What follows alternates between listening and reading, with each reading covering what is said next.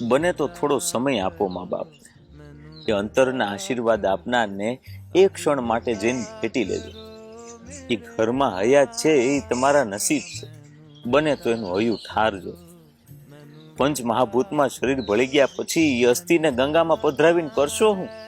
એ પસ્તાવો ન વેઠવો પડે એટલા માટે મંદિરે જતા પહેલા મા બાપને પગે લાગો. અંતે તો એ ફોટો દિવાલ પર રહેશે, કોઈ સાદ નહીં આવે, કોઈ પ્રતિસાદ નહીં આવે, વિતાવેલો સમય કોઈ દિવસ પાછો નહીં આવે.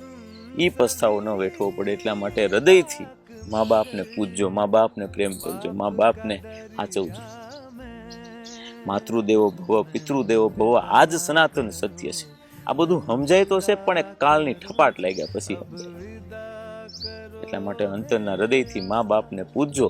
એનાથી મોટું પૈસા ખર્ચતા બધું મળશે, સુખ સુવિધા સગવડતા, પણ પ્રેમથી માથે હાથ ફેરવનારી માં, પ્રેમથી ઠપકો આપનારો બાપ ગમે એટલું ખર્ચો નહીં મળે.